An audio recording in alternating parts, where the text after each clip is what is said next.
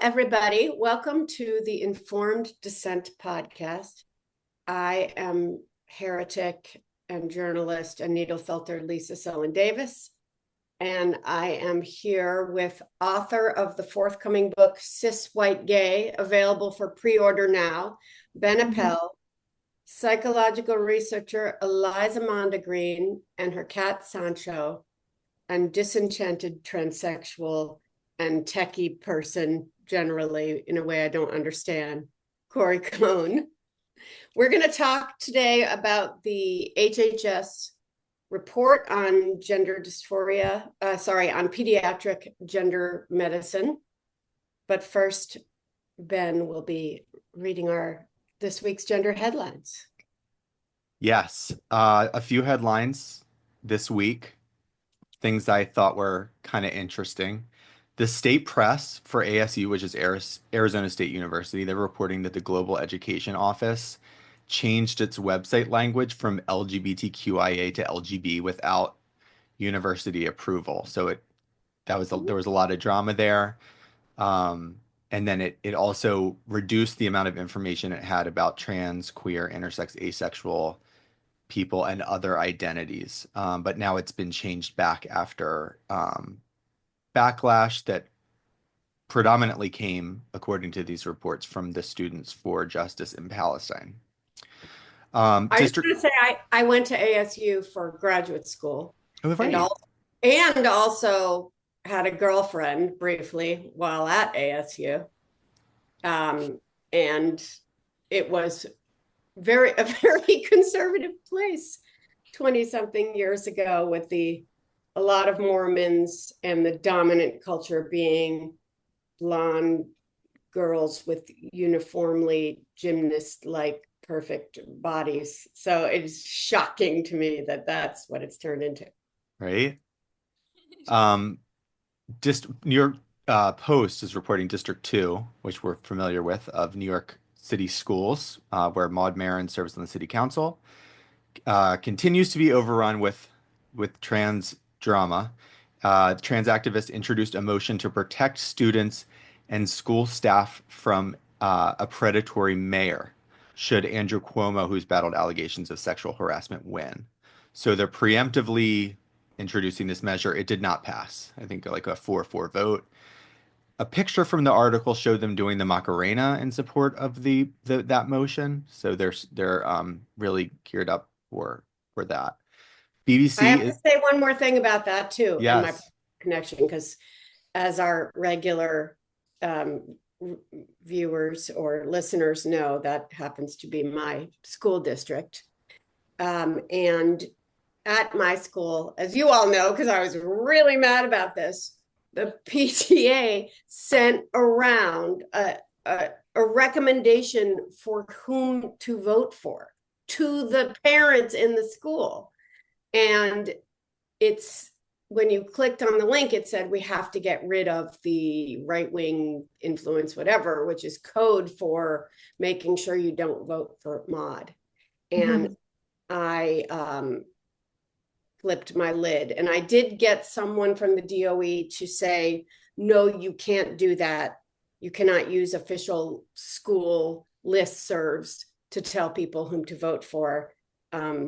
But the school itself and the PTA is continuing to ignore me. So I'm just, the politicization, the bias is so deep, but also the powers that be just assuming that everybody agrees. Like, they couldn't for a minute think that there might be some parents in the school who might want to like pick out whom to vote for themselves.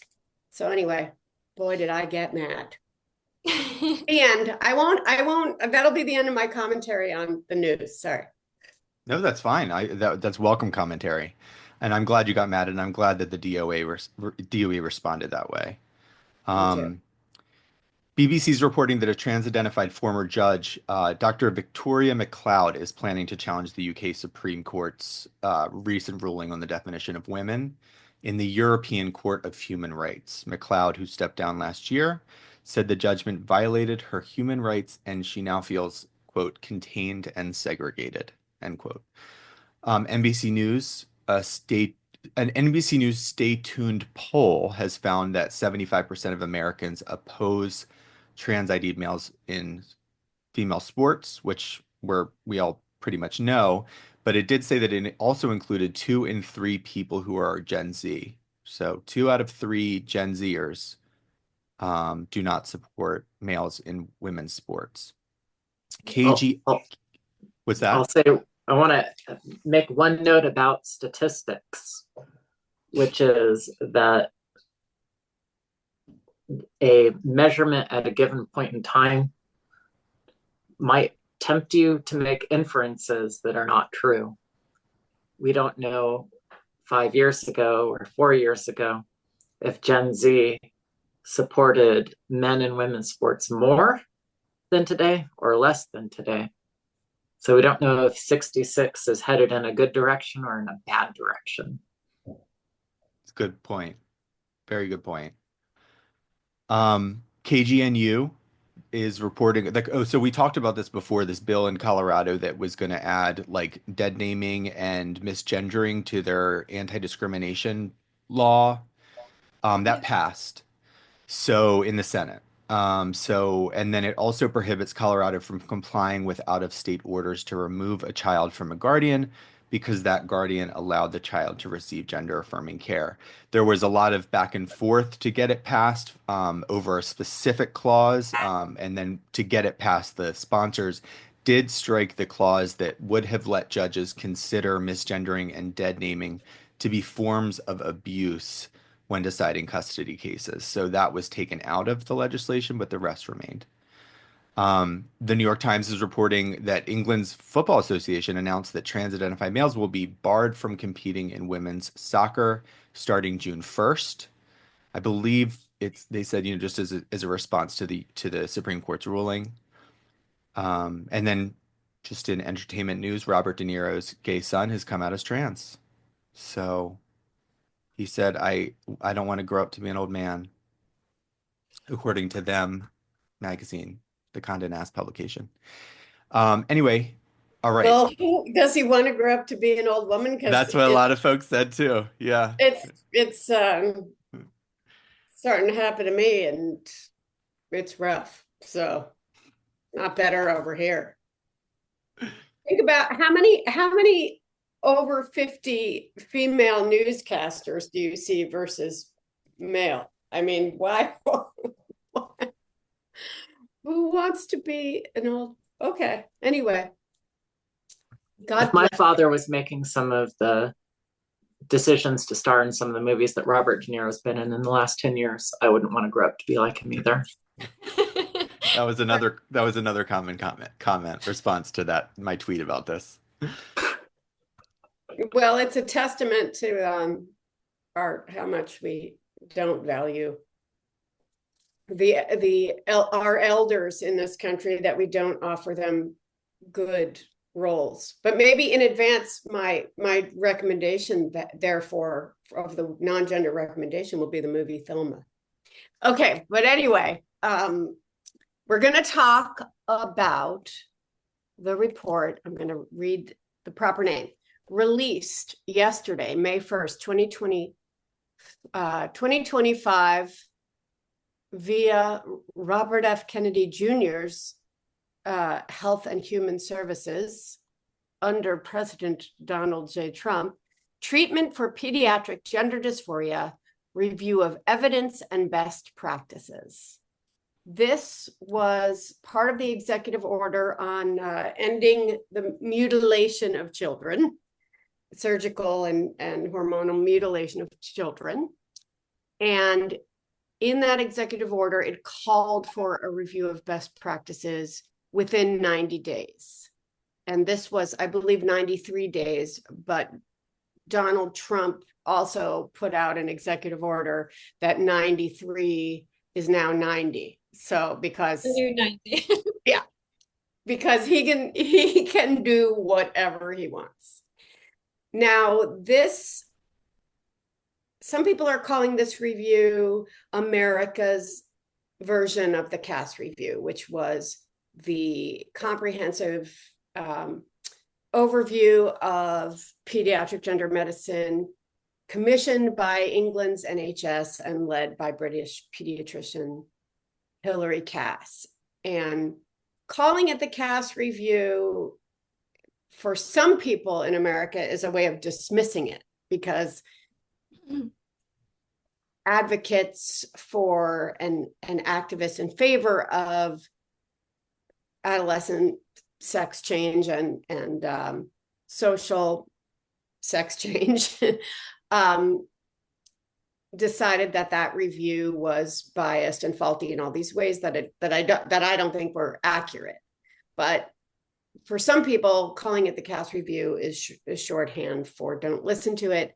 For others, it's a way of saying this is really comprehensive. However, it's very different from the Cass Review, and I think that it's accurate to say that it makes the arguments of Trump's executive orders in much more clear-headed language.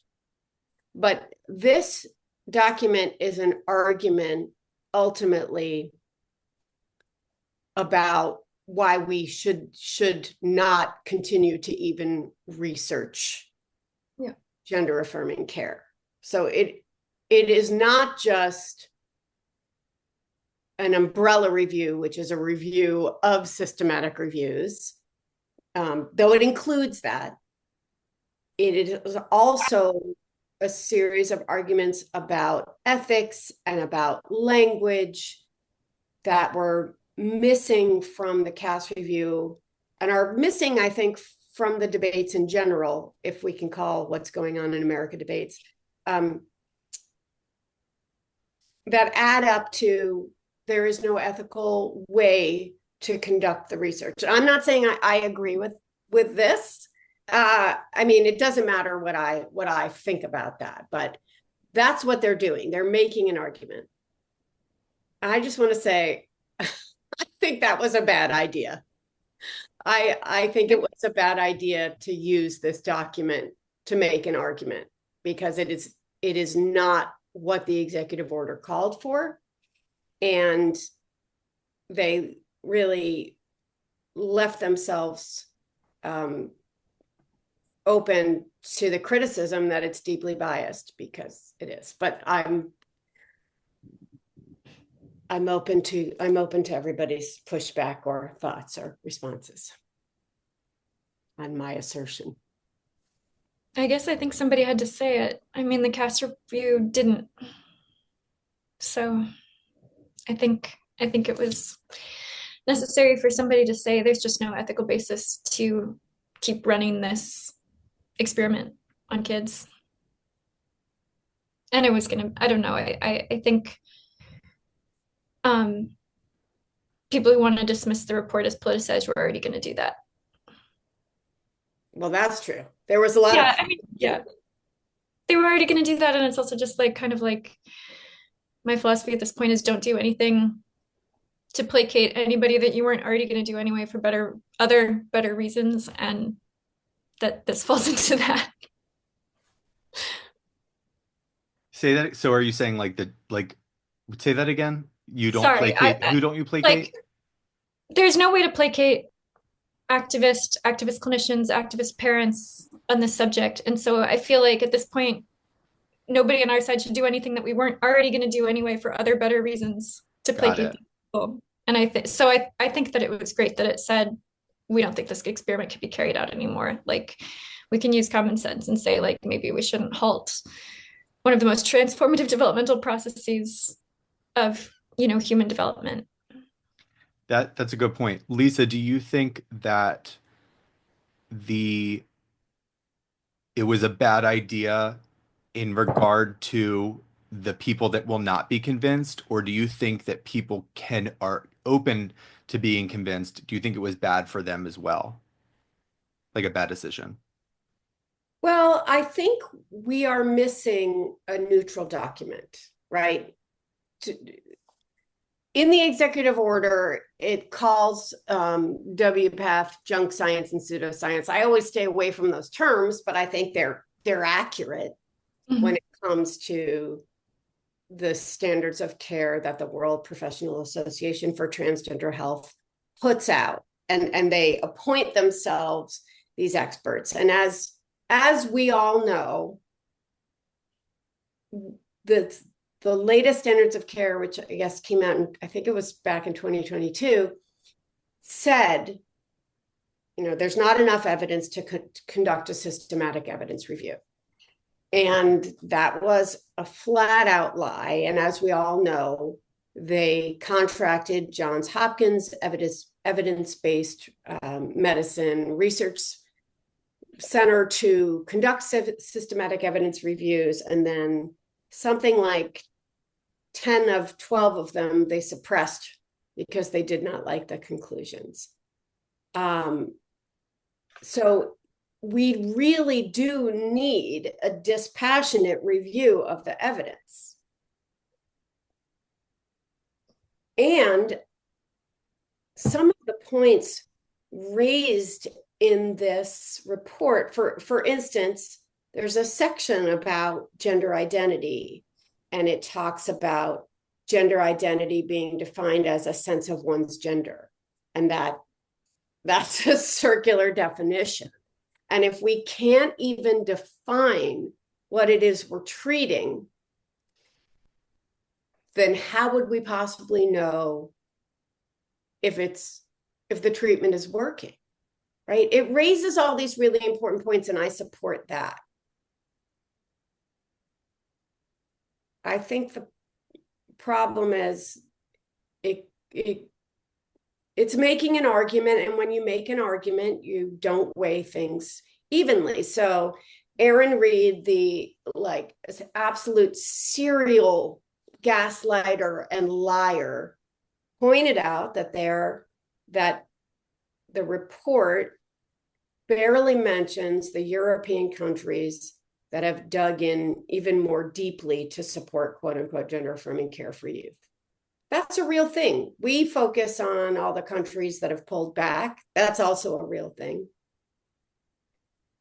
But I'd so much rather that the general public have all the information to make their own conclusions.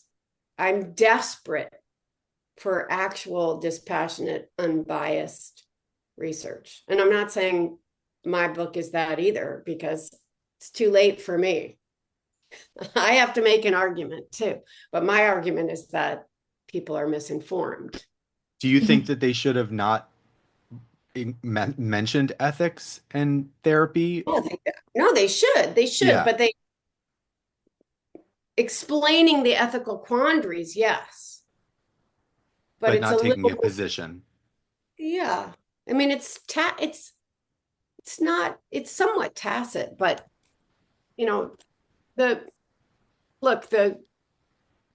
Ben, you pointed out that in some of the media coverage, which I thought was a little better than things had been in the past, that there were a lot of the headlines were things like HHS report says lead with therapy, right? Not everywhere, but then when you go into the articles, they don't obviously they don't remain neutral, and they argue about what the evidence says, and they conclude that this one is wrong. But then Ben, tell us what you discovered in the Washington Post article. Well, yeah. So I'm reading the Washington Post article, and it says that the report challenges the consensus of all U.S. medical associations who agree, blah blah blah. And then it said, and it challenges other systematic reviews that have shown the benefits of these treatments. In so many words, it says something like that. I'm paraphrasing, but that's what it says. It says it challenges those reviews that show that there are benefits. And the hyperlink over reviews, I clicked on it. I'm like, oh, that's interesting. Like, where was a systematic evidence review that showed there were benefits? That's fascinating. That's news to me. Like, I should know that. So I'm reading through this, and it's a Rand, Indiana University systematic evidence review. And it's actually similar to this report in the sense that it does not make recommendations, like the CAS report, makes recommendations. It does not. And it too says all of the evidence is low or very low in quality, and we cannot determine either way whether these treatments are beneficial or harmful. And so I thought that doesn't say that at all. So, I tweeted about it. Lisa, you told me to write Washington Post for a correction, and I'm glad you told me to do that because I did right after you said that. And, who knows if they will correct it, but that would be a big correction because if they say, actually, this report agrees with every other systematic evidence review that's been done and review of reviews that's been done, which is that the evidence is really low. And we misreported that. That's blatant misinformation about this really heated issue regarding children's health care. Right? But I will say back, with your improving reporting, I was very pleasantly surprised to see them quote Jamie Reed in NBC News, who unfortunately can't be with us today because she's traveling, but they did have a quote from her, which was interesting. I think, is it Joe Yorkaba, who's typically the reporter on these issues, and it certainly would not be coming to Jamie Reed for a quote. I'm not sure who wrote this article, but Yeah, it was Joe. it was Joe. It was Joe, who I was sitting next to at the Supreme Court, along with Aaron Reed and Evan Urquhart, how do you say that? And who never includes multiple perspectives. So that was quite shocking. It made me wonder if perhaps some editor at NBC said, hey, you have to actually get quotes from multiple sources now. He's quoted me before. Oh, really? Mm-hmm. Okay. About what, Corey? What was? Tell us about that experience. Oh, I think I was. I don't remember exactly. It's been a few years. Okay. Well, yeah. Even the Times. I mean, they're unable to completely dismiss, other than like CNN, which is apparently the least trusted news source in America, at least since I stopped writing for them. Most of these places are unable to continue to paint it as completely left, right, good, bad, and to say that there is consensus. They'll say there's medical association consensus, but they have to acknowledge the low quality of the evidence, and they have to acknowledge that in Europe, there is no consensus, and many countries are handling this different ways, especially after they conduct these systematic reviews. And I want to point out that there's controversy over the anonymity of the authors. Mm-hmm. Oh, do you mean of this or of the what was it? Columbia, Yale? What's the other one? Oh, the Integrity Project? Yeah, isn't that anonymous? I don't think so. I thought that was McNamara and I don't know. We'll fact check. No, the Yale report, I think we know. There's controversy about the anonymity of the authors of the HHS report. And I don't know what the norm is for HHS umbrella reviews that are published, but it does seem like that's an area where like there would be trade-offs. But I think the secrecy is probably more harmful than having people dug up, because now it's like, well, why would they hide the people who wrote the report? And, I think that it's a very clear-headed report. I mean, didn't we learn from the Cass report that Hillary Cass had to travel with the bodyguards? Oh, yeah. And like couldn't take trains and crazy stuff, obviously. But they're saying for this one that they are going to release the names. They're waiting until a peer review. Yeah. Right? So Well, they said they weren't releasing them yet. I'm not sure if they said when they would release them. so I'll give a little more background about it, which is and a little more insight into the criticism. So part of there is criticism about them with withholding their names, and part of that criticism is therefore we can't know their biases without knowing who they are. And I did just look up, who's on in the quote unquote Yale Integrity Project. The evidence-based critique of the CAS review, by the way, they're just using the term evidence-based. They're not actually following the tenets of evidence-based medicine. Yeah, that's what WPATH started doing too. They said that they would be evidence-based now. Yeah, they concept correct it. But I mean, sounds good. Sounds better than the alternative. The authors include Jack Turbin, Joanna Olson Kennedy, Meredith McNamara, right? So yes, those are completely unreliable people. There's also a critique that it didn't go through peer review. Yeah. But if you are understanding systematic reviews, it doesn't matter who conducted them, right? Peer review is very, very biased and broken right now. So a systematic evidence review ostensibly would correct for biases. If you are using the methodology, it does not matter who's doing the review, which is why systematic evidence reviews came to the same conclusions no matter where they were conducted or who conducted them. So it would be really helpful if the New York Times and NBC and PBS and all of these places would explain that to the people so they can say, yeah, this is very odd that they withheld the names of the authors.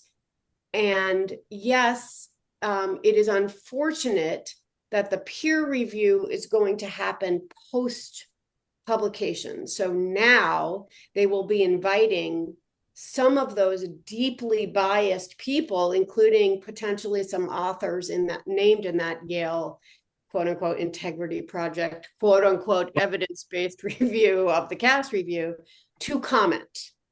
This is not standard, but Hillary Cass had 4 years and a team of researchers, and these people had 90 days, or in Trump speak, Trump 90 days, which is 93 days.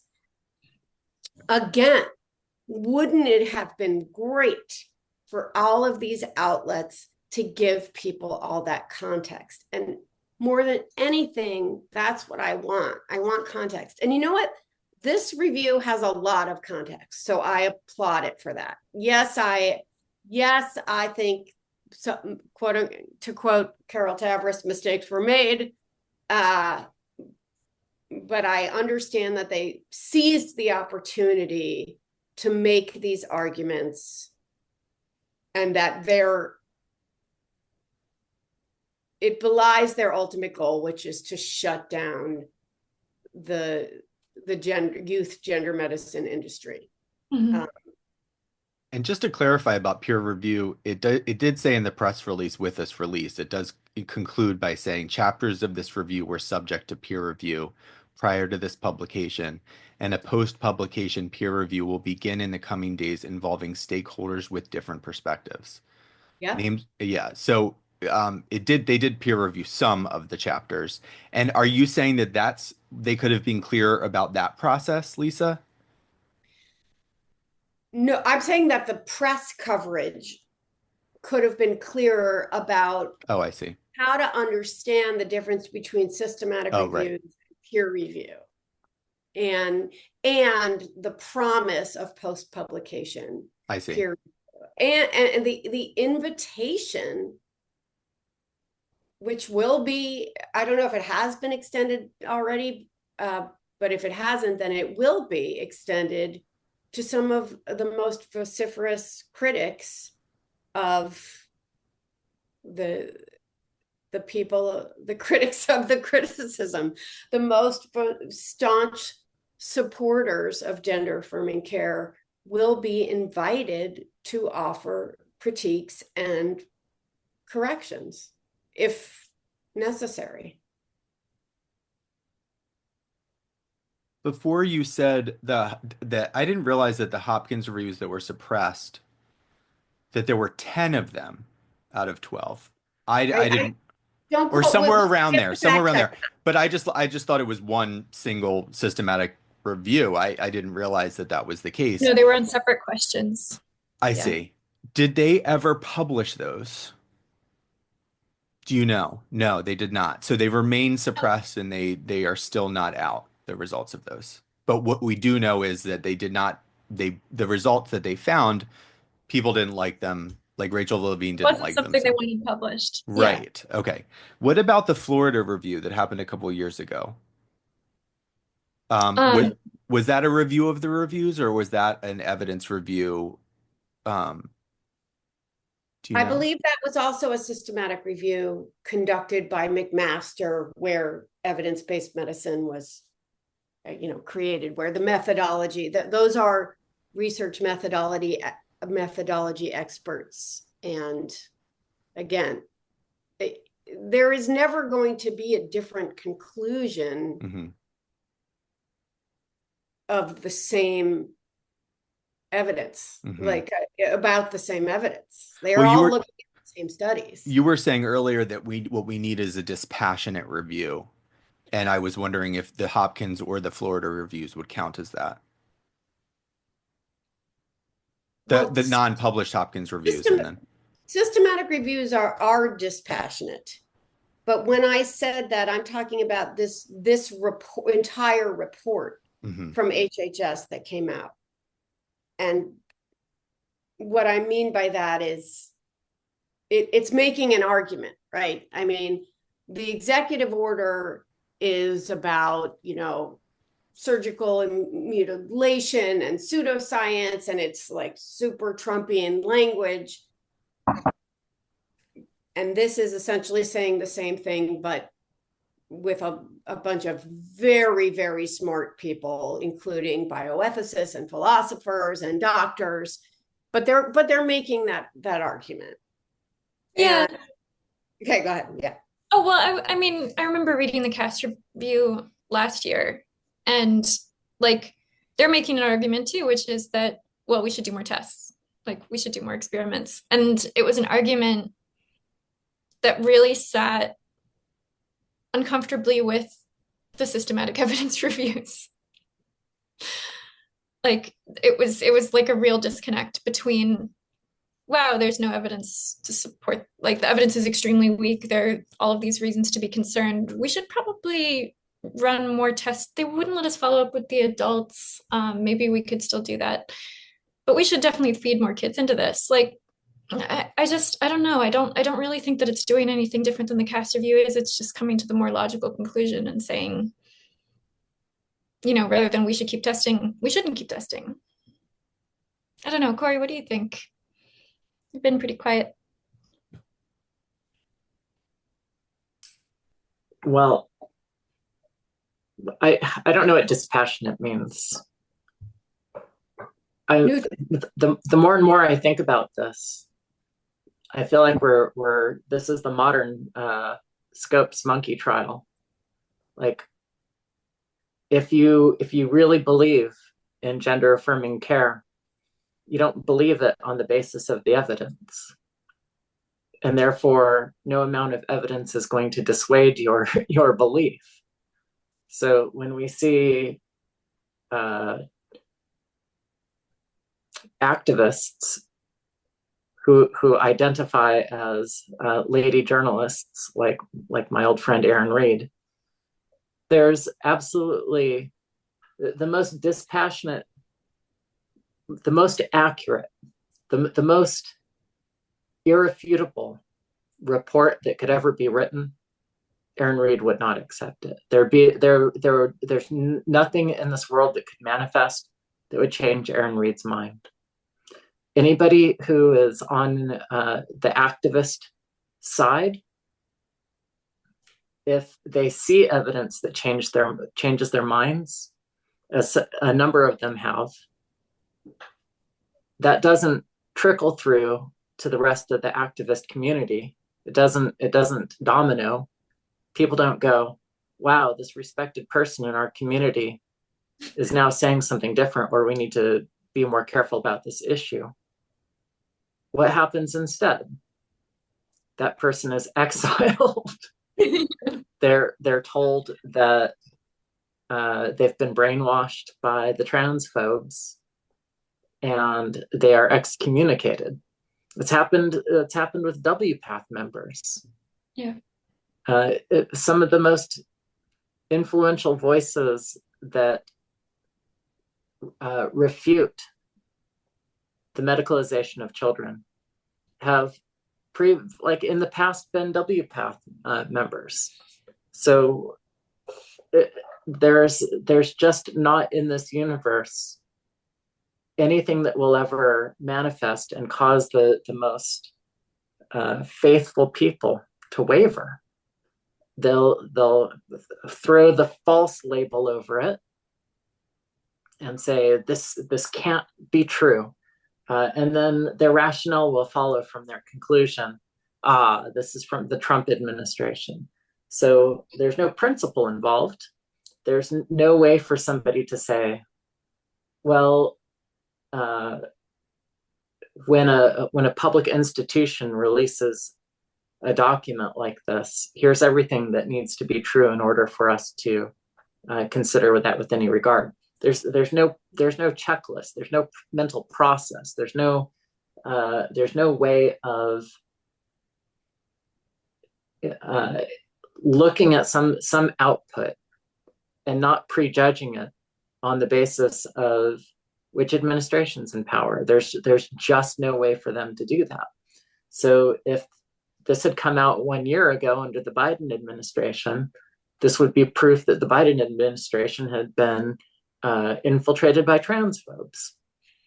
Like the explanation of why we cannot trust the document follows from the conclusion of the document and not the content. No, that's a very important point. That what you said was this can't be true, right? They need it to not be true, and so they will look for reasons why. Back to that phrase, believing is seeing. And but Aaron Reed is not the person I'm concerned with, because only people with set in their views one way or another read Aaron Reed. Like I look at those missives so that I know what's being argued, and so people like me look at Reed's thing, and people who are staunch supporters look at it. But the Times, NBC, these other outlets, they need to move closer to understanding the issue. And again, like being able to communicate to the public the difference between peer review and systematic review. They need to be able to say, if you're following the methodology, the authorship is not important. They need to be able to engage with the ideas, and with the message, not the messenger. And if you look at the APA statement, so they put out a statement the same day. I'm sure no one had read the report yet when they put it out. APA statement on access to treatment for transgender, gender diverse, and non-binary people. So obviously they're not responding to the ethical quandaries in the review. Actually, before I bring up the APA thing, I want to bring up what I thought was an interesting point in the review. So when we're talking about, Eliza, you talked about when all the systematic reviews come to the same conclusion about the low certainty evidence. We don't know what the risks are. we're not sure what the benefits are. How do you make decisions under evidence-based medicine? You go, if the evidence is low certainty, you go to medical consensus. Oh, there is none. Yeah. So then you go to the values and preferences of the patient. But in order to be able to weigh values and preferences, you have to be able to properly inform the patient. Can an adolescent, actually make an informed decision? And then you kind of go back to, how do you make an informed decision based on low certainty evidence? And how does a 12-year-old make an informed decision about future fertility or sexual function, et cetera, right? And those are huge, important questions to grapple with. But remember, we did the episode about exceptionalism.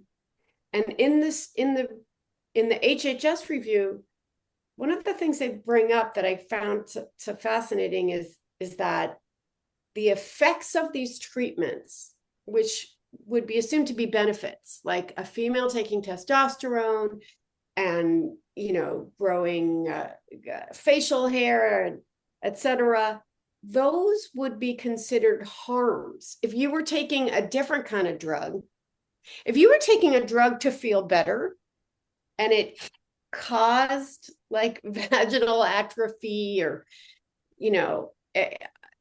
fat redistribution, hair loss, and your voice deepening, those would be adverse effects. But in gender affirming care, the adverse effects are the benefits. And that is a really difficult thing to wrap your head around, that the side effects are what you want. Now, and that's not to say that doesn't happen. I mean, for years, I took a mood stabilizer and it was actually an epilepsy drug, right? Now I'm on a drug for chronic pain that I think that is an SNRI, but if you take it in low doses, it's supposed to help with your pain, or maybe just to maybe not care that you're in pain. I'm still in a lot of pain and care. But, we discovered the side effects, and sometimes the side effects are beneficial, and those end up being off-label uses. That happens all the time. But these would be adverse effects, not just side effects. And I find that like a fascinating thing to grapple with. But if you're 12, how on earth would you grapple with that, right? So, yeah. Okay, go ahead. Then I'll go to the APA. Oh, yeah. Oh, sorry. I was just going to say, but this is the point where we need to get back to, like, it can't be about patient autonomy. It has to be about, is it responsible for medical providers to offer this as a medical treatment? And if the answer is no, then it doesn't matter what the patient's values and preferences are, because it's not offered as a medical treatment. As a medical treatment. Yeah, I mean, you're right.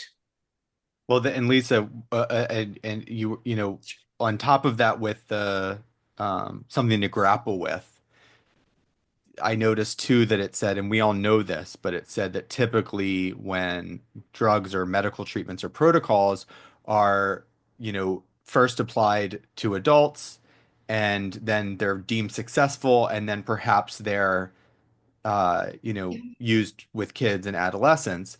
They said this is one instance where it's being used on kids because the results have been bad with the adults. I mean, adults are unhappy. Well, they can't pass, so let's stunt these kids' puberty, and maybe they'll be able to pass better as adults and be happier. That's also a big thing to grapple with, I think. Yeah, And it points out that the whole point of puberty, why do we go through puberty? We go through puberty. I mean, I'm hearing my grandfather going, the whole point of being alive is to reproduce. Also, I'm not going to say who, but something that someone in my family said when one of my siblings came out as homosexual. But anyway, yes, the point of puberty is to ready yourself for reproduction. And if you are applying the medicine in a way that makes you infertile, then like you're kind of misunderstanding what puberty is. And it's also to mature, your brain is matured during that process too. That's what those. Yeah. On that point, I was kind of checking in on the parent communities yesterday after the report came out just to see what was going on. And there were some very disturbing responses from parents who have trans-identified children. The one that was the craziest to me was, well, like we all know that transphobia is about ableism and sexism and racism and ableism and all of these other things, but it's also about sexualizing people and forcing them to procreate and make more workers for like the machine. And the mother who's writing this says, I'd rather that my son is, and like happy and healthy, and I don't care about being a grandma, like, and if he wants to, change his mind in the future and adopt kids or whatever, like if he wants kids in the future, he can just do that. And it's like you could only have someone who has really, really, really warped their own mind, who would say, who can interpret, we're concerned that kids are being made infertile and that they can't appreciate the consequences of this and that they might change their minds in the future and might wish that they had been able to have their own children, to, well, you're just sexualizing people and wanting them to force them to procreate. It was just such an example of like, I literally can't hear what anybody else is saying because it's too threatening. And you were saying to feed the machine or whatever, like to create workers and consumers, like this very Marxist To create, like perspective, right? This well, coming at it. right, like to Well, create, yeah, I yeah. mean that is And what then it said that, oh, sorry. And then the parent was also like, the really anti-human policies, and I try to vote for like the well-being of all people. And it was like, you were just on a complete other planet than the one that you're actually acting on. Yeah, the relentless self-justification is difficult. Yeah, yeah. And just the complete inability to like consider that there might be a different perspective on infertility that's not completely self-justifying. Right. Well, And because it's framed as a human rights issue, that it is a human right to determine your own gender, etc., we've neglected the kind of the right to an open future. And that Right. is, I don't know if that's in this review because I didn't read every single word of it, but I really think that that's incredibly important. Yeah. That you can decide to do this stuff later. And yeah, will you need more surgery to pass if that's your goal? Or yeah, and if you, I also, I mean, personally do not think insurance should pay for it the same way I don't think you should pay for getting surgically implanted horns, but I know people like that, so that's fine. Go right ahead. But I think this open future is not talked about enough. That Yeah. we want options. I mean, that's what's more American than preserving your options. well, so people, the average American, they're not going to read this report. They're not going to pick this up, right?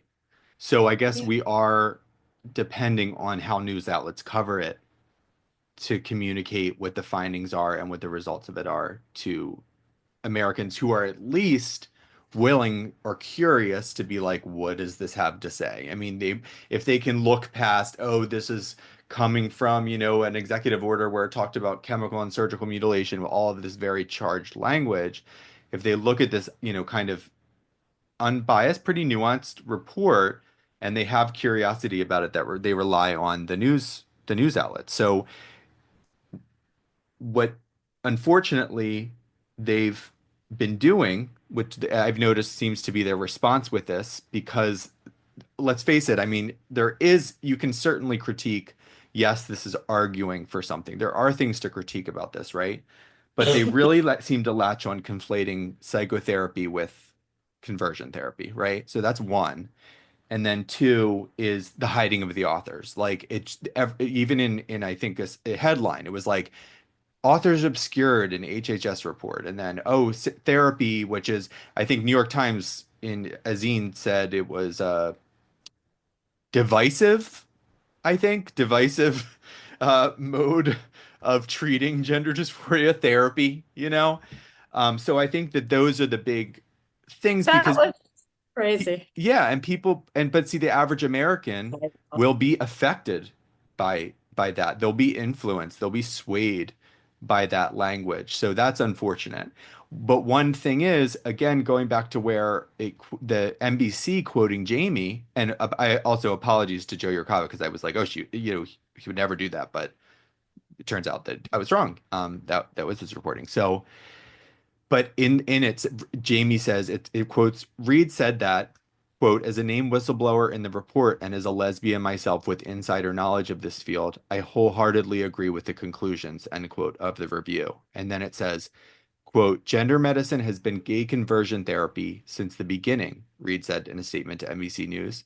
The HHS review shares this history and concludes the practice raises serious justice-related concerns because of the overrepresentation of LGBT youth among patients. As a lifelong Democrat, I believe it's high time for bipartisan support to acknowledge the findings of this report. So that's a big deal, because I think Americans will be swayed by that argument. I think that Americans can be swayed and have been swayed by that argument if you kind of just say, who do you think these kids are going to grow up to be if left alone? What do you think? What do you think they're going to turn out?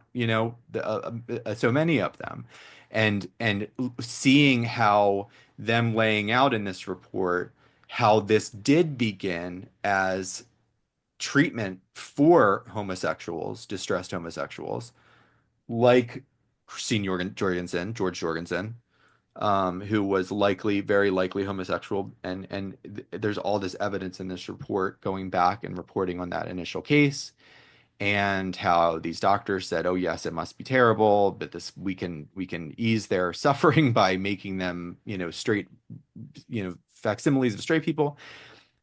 But I think that is convincing. What really just gets me is that all of these outlets are ignoring that part of the report. That's news. A Republican administration advocating for gay and lesbian youth and the safeguarding and well-being of them, that's major. And so the fact that NBC News is the only place that I saw that should be reported on. And the fact that they are ignoring this very valid argument, I mean, it really shows that they're terrified of this argument because they have nothing to put up against it. But that is the biggest, what's the word? Lack of responsibility. It's the biggest, I don't know, injustice. Gaping hole, Gaping elephant. hole. Yeah, ethical, whatever. It's just ridiculous. I mean and we should do a whole episode on the kind of conversion therapy argument, because the report does not say we should use therapy to make people stop being transgender. It says that if there's no evidence for something, we go, it's the least invasive option. But now we've said that conversion therapy causes harm. And so, as you pointed out, Ben, the New York Times promotes the idea that therapy is more controversial than cross-sex hormones and surgeries, because it can cause harm because of minority stress, because it might make you feel bad. And that is actually because it might make you feel better. It might make you feel better in your body, and therefore it's you're right. It's going to make you feel better. Yeah. And interestingly, okay, so now I'll get to the APA statement. It supports access to psychological care and evidence-based treatment. Research clearly shows that supportive mental health care greatly reduces the risk of depression, suicide, and et cetera. And that the treatment should aim to help children and adolescents explore and understand rather than change their gender identity. I don't recall anything in the report saying you should have therapy to change your identity. And then it says an accurate understanding of evidence-based care is essential. You know, yes, then they should applaud this. And then they say the lack of transparency regarding authorship is a big problem. And again, going back to actually, it doesn't matter who wrote it, and they do talk about their methodology in it. So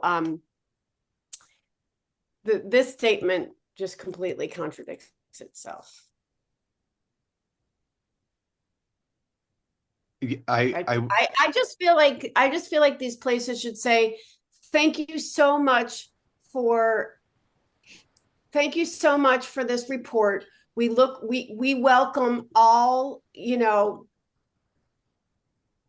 research into this. Medicine and psychology and science are about constantly evolving based on information and research, and policy is based on listening to multiple stakeholders. And thank you for this important contribution. We have some quibbles with it, but we will consider it, and let's move forward. We are all committed to evidence-based, safe, and effective treatment for gender distressed youth, or whatever vague, nonsensical euphemism we want to use. That is the appropriate response from these associations. What's that, Eliza? Yeah, but they'd be lying. Like Corey said, they're committed to a treatment model that is like a faith to them. They believe in it in defiance of the evidence. So they don't want evidence-based medicine. They don't believe that we all have these kids' best interest in heart, though they think that they do. I don't know. They can't say that because they'd be lying. You're right. That's a good point. And what I've been thinking a lot about, and I find myself thinking a lot about this, is when Corey brought up that idea of the 10%, and not wasting time trying to convince the 10%. Well, in this regard, I'm kind of thinking that a lot of institutions are fundamentally part of the 10%. Yes. So that's a big challenge, but it's also like, well, for me, I guess it's kind of a relief to just understand that and admit that and know that, because when I see statements coming out, rather than getting all tied up and twisted about it and wanting to say, oh my gosh, it's like, well, yeah, these are the true believers. This is a faith that I am, and they have to be defeated. We have to defeat this. I can't convince them. We must defeat this. And so how, with news or outlets being captured and so on, it's like, I think that news and getting, that's something that can be, they're captured as well, but I feel like that's more important. That's the most important, like, battle, I think, right? Than not arguing with the APA or the AAP or all these crazy captured institutions, but really just banging down the doors of news outlets to kind of say, because they are the conduits to which the American public is getting this information. It's unacceptable that the Washington Post is saying, oh, this disagrees with past systematic evidence reviews that show these are benefits to this. That's unacceptable in the Washington freaking Post, right? It is, yes. I mean, I think it's unacceptable. I agree with you completely. And I started writing this piece that I'll publish next week about, Trump just released an executive order about PBS and NPR and being too biased and therefore needing to be defunded. And I agree that there is no reason for public money for something that only represents, perhaps the 10% of American people. But what if this is the moment? Okay, I mean, I'm not an optimist. I just like, I don't Just Go play with what it. Go with it. I mean, this is what I'm going to write. PBS and NPR need to commit right now to representing the whole of America. And I don't mean you have to include actual Nazis and white supremacists. I'm talking about the 2/3 that you referenced in the beginning, Ben, who think men should not be in women's sports. I'm talking about get a libertarian on your roundtable show. I know one. I do a podcast with one. We are a diverse nation. Represent the diversity of America. If you are getting American dollars, then represent America. And a great way to start is to take these controversial issues and bring in a whole bunch of people to help us understand them from these different perspectives, not left versus right, but many, many stakeholders, a prismatic look.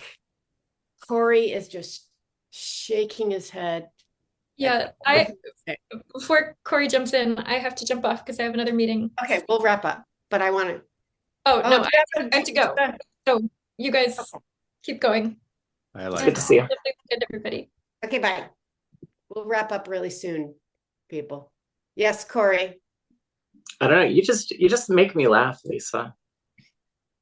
We can save NPR. All they have to do is we can save the New York Times. We can save Washington Post. We can save CNN. No. No, I didn't say that. I know. Not CNN. We can't save NPR either. The current leader, their president, their CEO, came from Wikimedia, and gave a talk saying, I'm paraphrasing here. We can't be so beholden to truth. We need to get the story. The story needs to feel true. It doesn't have to be true, right? This sort of mentality. The head of NPR. Nah, let's just kill it. I mean, Jeff Bezos owns the Washington Post, and yet it's still. Oh yeah, I'm sure it's a huge money sink. If billionaires want to set up a pseudo charity, which is to keep a failing news organization going, by all means. Hey, you know what? Maybe another billionaire wants to give all of their money to NPR. They don't need the taxpayers' money. If they got rid of the taxpayers' money, there would be a decrease in the amount of money for NPR, but it wouldn't go away. And would it become more ideological than it is? Yes. Does that matter because it's already so ideological? No, it wouldn't matter. The thing is that local NPR stations are some of the only local news left. And the disappearance of local news is a big problem. Sure. So, if this were 1955, I'd agree that's a problem.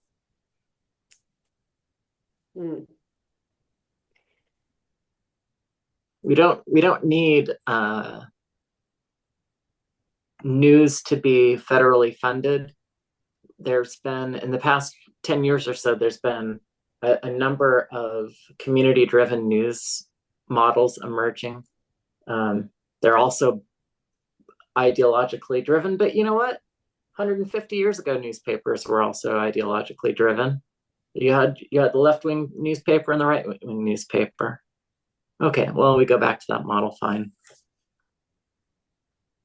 Well, now you're delving into postmodern territory of, there is no such thing obviously there is no such thing as objectivity, but we should there is. We should be doing our best. We should be doing our best to acknowledge and move past our biases those of us who Why? just because I want people to be able to make up their own minds about these issues without us having to tell them how to think about them, which maybe is why I bristle a little at this report. Even though I would say 90-something% of it is I support it, but I think you have more integrity, to borrow from the Yale Integrity Project, which has zero integrity. Right. Oh God, it makes me tired. Okay, well, never mind NPR, PBS, Washington Post, New York Times, and it'll all just be CNN over and over again. The least trusted news source in America. They should really lead with that. America's least trusted news source.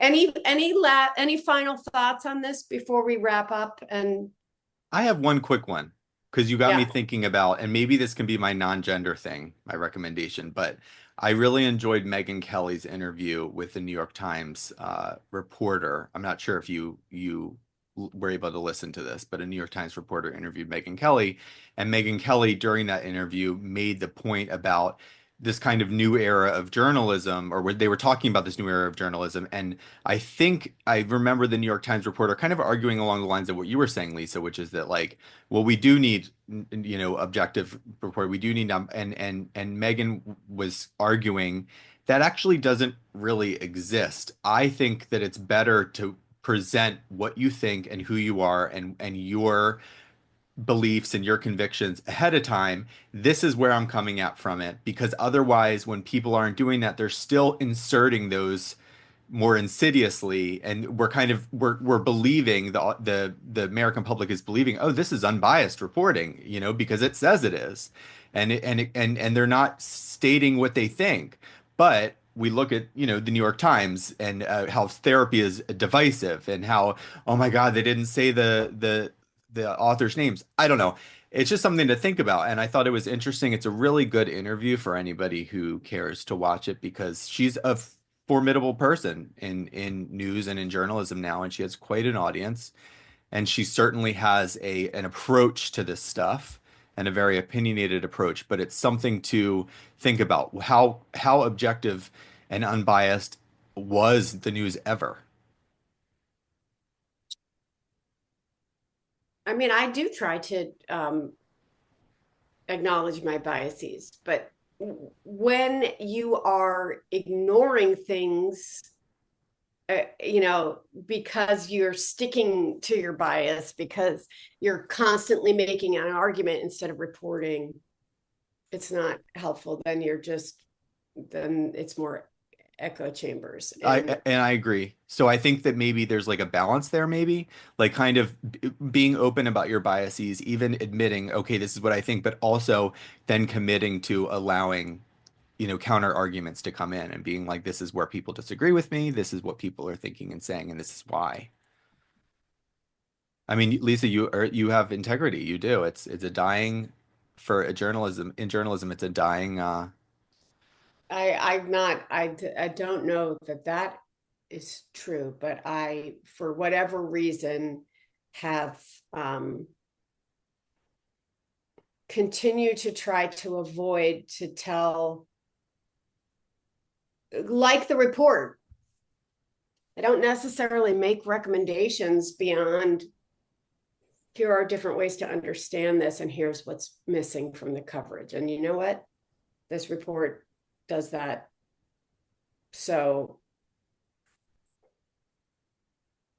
I hope people will understand that the authorship is less important. The lack of peer review is less important than considering the issues that it raises about ethics, about language, about the quality of evidence.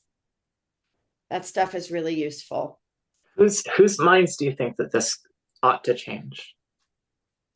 I don't think that was the point. I don't think the point was to change minds. No. Yeah, I'm just hearing what you said. You said you Oh. hope that whoever reads this, that they take that into account when they're reading it. Well, I don't, again, like Ben said, I don't think they'll read it. I think they'll read news articles about it. But I mean, it's the journalists who are the go-between, who communicate to people, who are the ones who have to understand these arguments and communicate them, pre-digest them for the audience. And we're living in an era, the Substack era, where people subscribe to an individual, not to a news source more and more, right? For now. For now, but that's true with me too. I have certain friends that I have to run things by. Friends who were part of the Urgency of Normal coalition during COVID. And I have to say, hey, what's the deal with the masking research? Or look, this article came out, or tell me what I need to know about the COVID vaccine, because I trust that they have the skills to evaluate research and acknowledge and move past their biases. So I have to have these individuals be my translators. I want more journalists trained to be translators.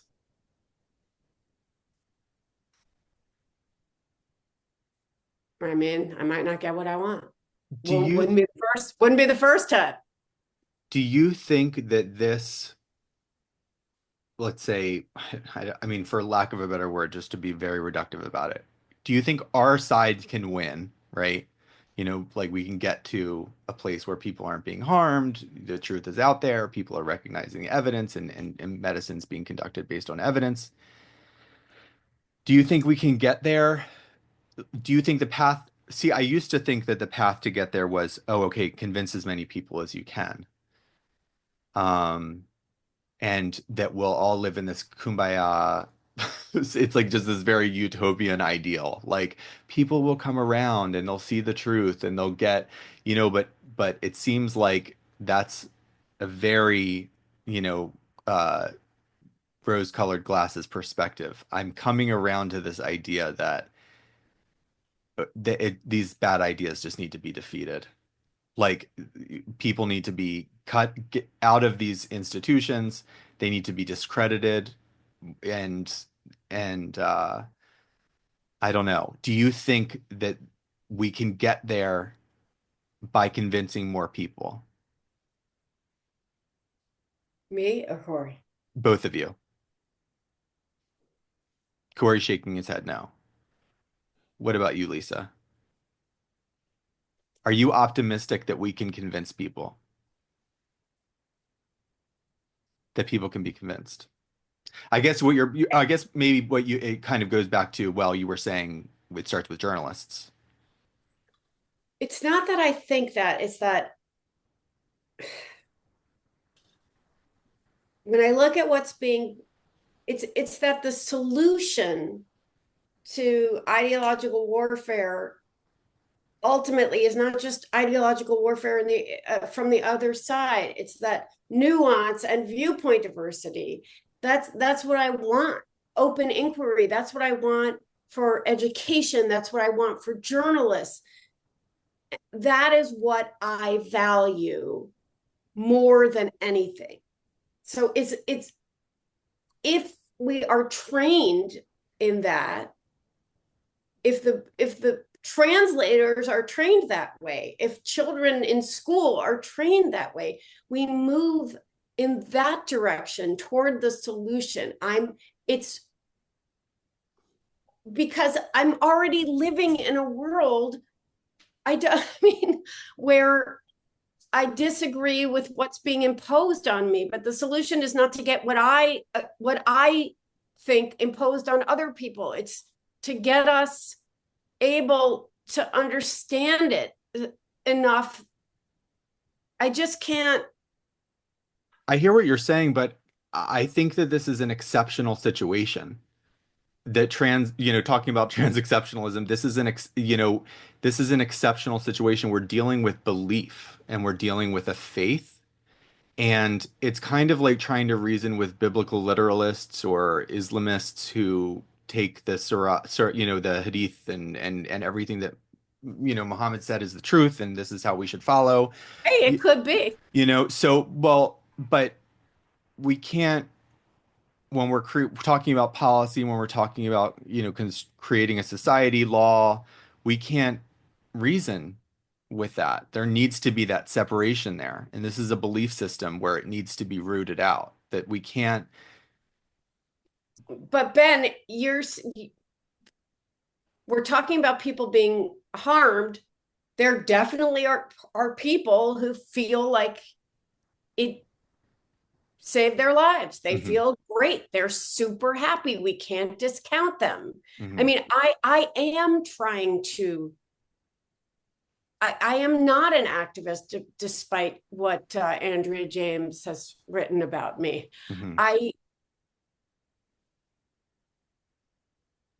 I am not going to like personally participate in something that isn't what I want to see. But I think it is absolutely reasonable to have a moratorium to stop doing all this stuff for now. And I bet if you did that and then we considered all these ideas, we would probably not start it up again. And I'm thinking about what you used the phrase, the truth is out there, Ben. And I was really thinking about quotes around out there, because the truth is so crazy, right?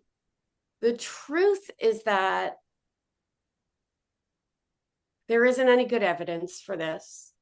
The truth is that the medical associations are already lying when they use evidence-based, quote unquote, they're lying, right?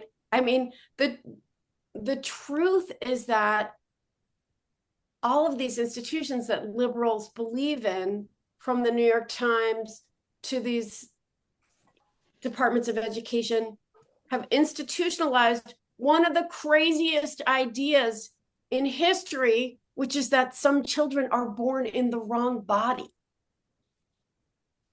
The truth is really friggin' out there. How many other ideas have they institutionalized that are crazy? Probably a whole bunch.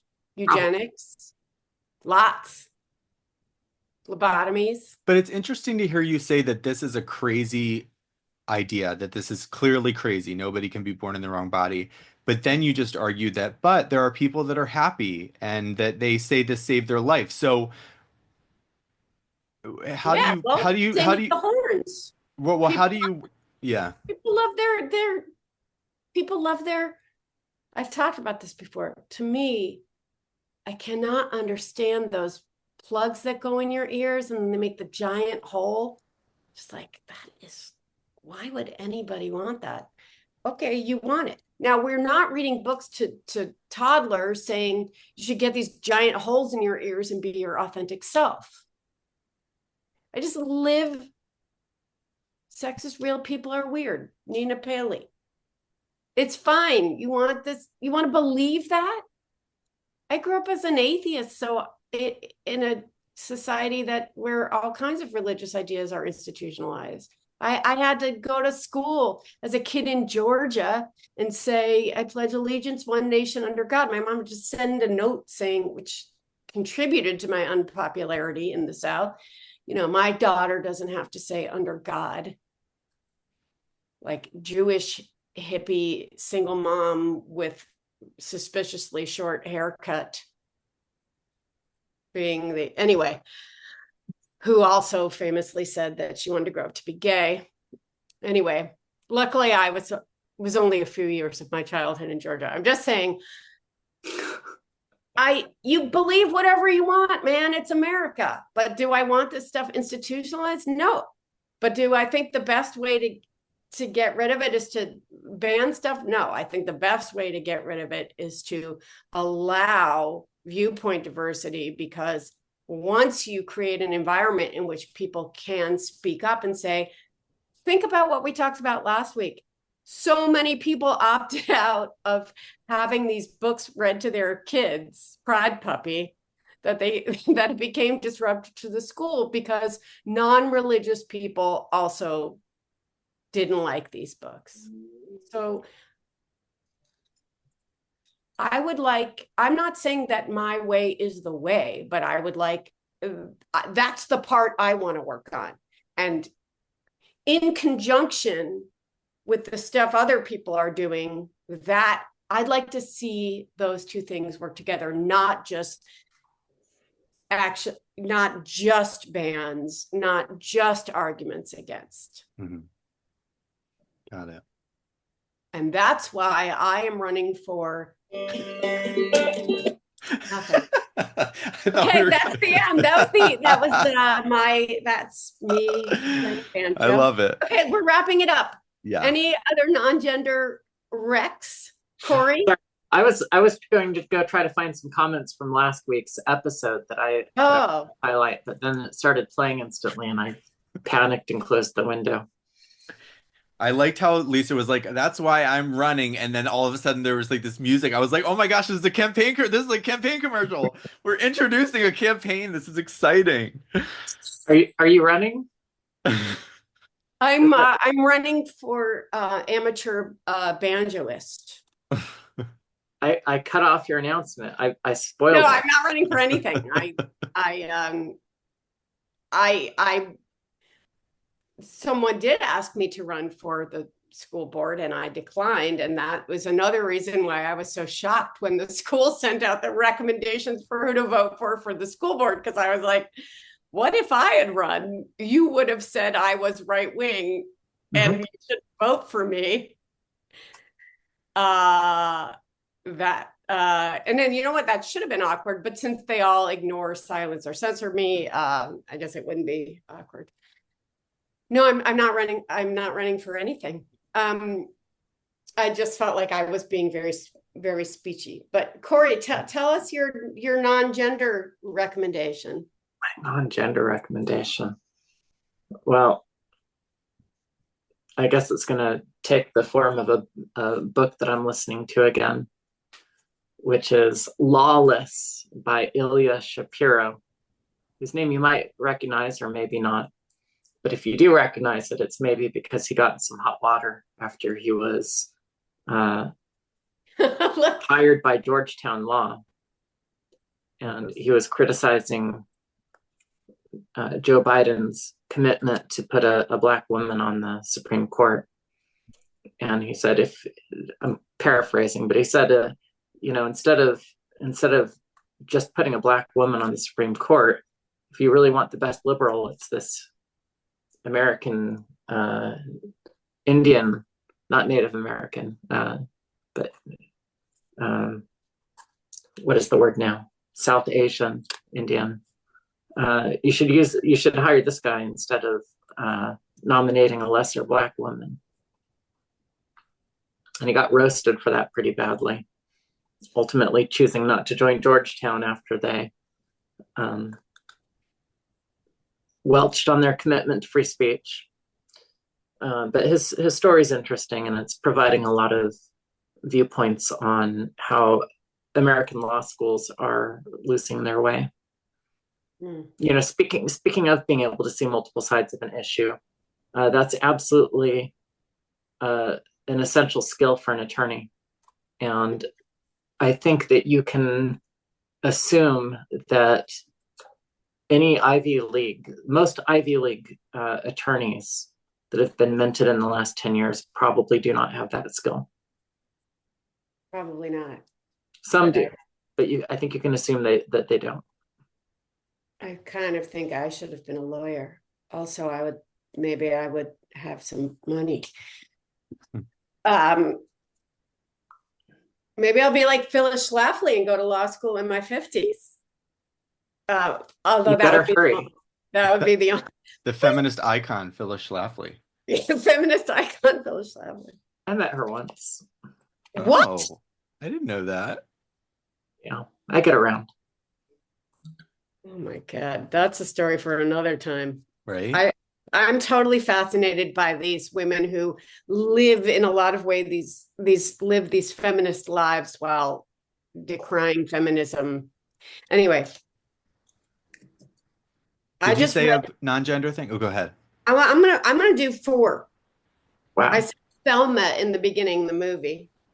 Right before we were Oh, yeah. Hmm. recording, I was eating some bitchin sauce, cilantro. They have new flavors of bitchin sauce. I just finished Carol Tavris's book, Mistakes Were Made, which every single person should read. And because I am in LA and having to operate an automobile, which I do not enjoy, I'm listening to the audiobook of Marcus Aurelius's Meditations. Hmm. Very So I'm nice. having a lot of non-gender things while I'm um, visiting family. Nice. Ben, did you have another one besides Megyn Kelly, or should we? Um, I just read Yasmin Mohammed's book Unveiled. After I told you about my Middle East, I love reading these memoirs, and I read hers. And right before that, I tore through the book The Last Girl, which is about this is crazy. It's a memoir about a Yazidi woman who from Iraq. I didn't really know about Yazidism before reading this book. It's a minority religion in Iraq, and ISIS takes over, and they enslave the women. They're called Sabaya, and they murder all the men. They just line them up and shoot them all, and then they take all the women as Sabaya and slaves, sex slaves, and they sell them and then pass them around. And she was a Sabaya, and she escaped. And she tells her story. It's tragic. I think eight family members, because she was one of 11, I believe. Eight of her siblings were murdered. Her mother was murdered. It's awful, but it's a very powerful book, The Last Girl. Wow. Okay. And Unveiled was very good as well. It's Yasmin Mohammed writes a lot about learning how to think for yourself, coming from this place of, growing up actually in Canada, but in an Islamist household, really Yeah. abusive mother and parents or stepdad, and then learning how to let go of dogma and understanding that, there's freedom to be found in thinking for yourself. It's good. All right. Well, we'll expect all the informed dissenters to read all of that stuff by next week. Every page and the 409-page report. Yes, and then get back to us. Get back Thank to you. us. Yeah. Also, subscribe to the newsletter if you want. I had a breakdown of the report in there, and then and also other news stuff. So that's always good. Love that. See you all next week. Yes. Have a good one. Bye.